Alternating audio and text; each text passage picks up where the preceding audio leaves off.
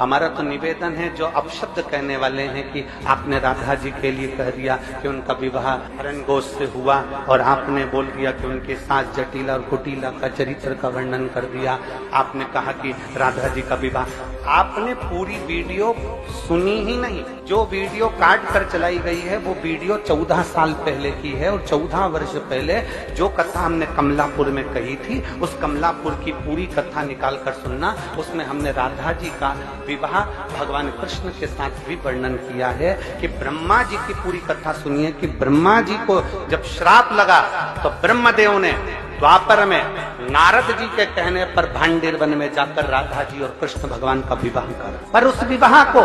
केवल ब्रह्मा जी जानते हैं, उस विवाह को केवल नारद जी जानते हैं, उस विवाह को केवल राधा जी जानती हैं, उस विवाह को केवल कृष्ण जानते हैं, इसके सिवा इस विवाह को कोई नहीं जानता। परंतु राधा जी का जब विवाह हुआ तो हमने उसका वर्णन किया कि वो अरण्यघोष के साथ में हुआ। अब लोगों ने कहा आपने कैसे कह दिया,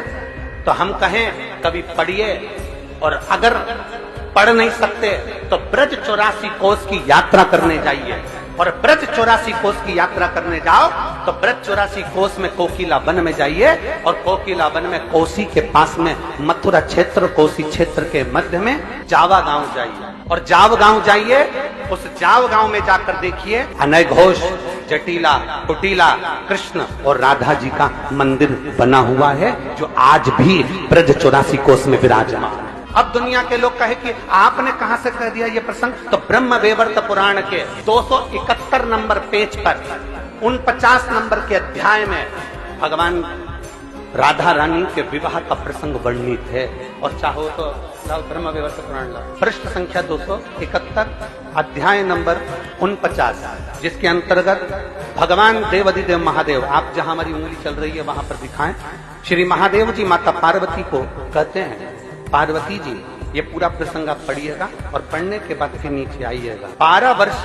जब राधा जी 12 वर्ष की हो गई, उन्हें नूतन यौवन में प्रवेश करती देखकर माता पिता ने प्रायण वैश्य के साथ उनका संबंध निश्चित कर दिया। उस समय पर